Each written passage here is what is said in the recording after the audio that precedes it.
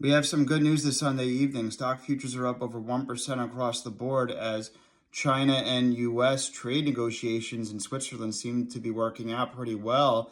And in fact, it looks like an agreement was reached over the weekend with some more details coming out tomorrow. Obviously, the market is very intrigued about these details, but in the meantime, the rhetoric dialing down. Secretary Bessent was saying substantial progress was made, and Chinese vice premier was also validating and pretty much coming out with the same story as the U.S. So it looks like these talks over the weekend were very constructive. That's going to help the markets.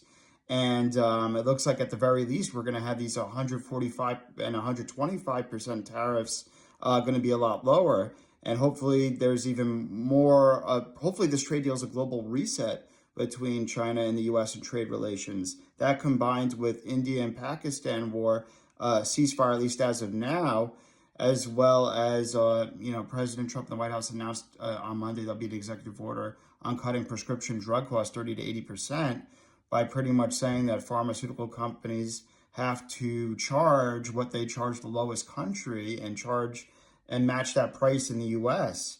So there's also going to be that.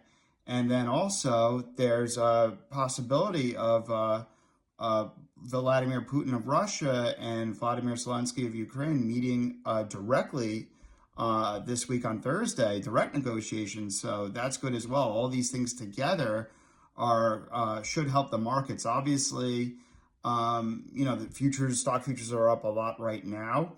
But I think all eyes are on what the details will be tomorrow. I'm a little worried that they're essentially going to walk things back almost to what they were before all this. So I want to see some substance on trade. Obviously, we need to see China pretty much not do currency manipulation, not stealing our intellectual property and technology, and fix those things. And they have to really become slightly less of a manufacturing economy, more of a consumer economy. And the U.S., they want to become slightly less on the consumer side, a little bit more on the savings side and manufacturing more. If we could rebalance that and reset that, that's huge. But all eyes will be on the details tomorrow. But either way, the fact that both sides agreed to the same story, this is huge. And it looks like a trade deal might have happened, but I'm a little bit cautious until I hear the details tomorrow.